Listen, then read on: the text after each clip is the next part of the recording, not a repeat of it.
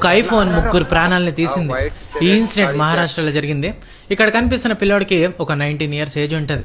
వాళ్ళ ఇంట్లో ఐఫోన్ కొనియట్లేదని ఆ హిల్ స్టేషన్కి వెళ్ళి అక్కడ ఎడ్జ్ మీద నుంచొని వాళ్ళ ఫ్యామిలీని అయితే బ్లాక్మెయిల్ చేస్తున్నాడు.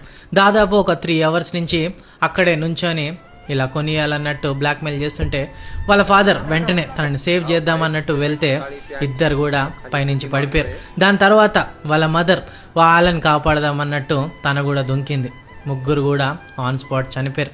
ఇక్కడ నాకు అర్థం కాని విషయం ఏంటి అంటే ఒక ఐఫోన్ కంటే మన లైఫ్ అంత చీపా?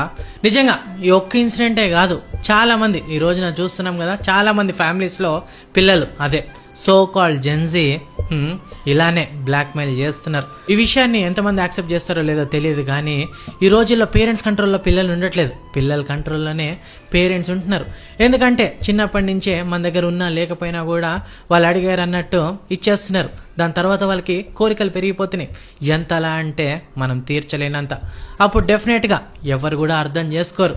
ఇలా బ్లాక్మెయిల్ చేసి ఏదో ఒక విధంగా సాధించుకోవాలన్నట్టే చూస్తారు. పేరెంట్స్కి అయితే ఒక విషయం చెప్తున్నా, మీ కష్టం విలువ తెలియకుండా ఇలా ఎవరైనా ఇబ్బంది పెడితే మీరు ఒక రోజైతే మీరు చేసే పనికి తీసుకెళ్ళండి. పొద్దున్న నుంచి రాత్రి వరకు మీరు ఏదైతే చేస్తారో వాళ్ళకి చూపించండి. దాని తర్వాత కూడా వచ్చి నాకు ఇది కావాలి అన్నప్పుడు వెంటనే కొనిచ్చేయండి.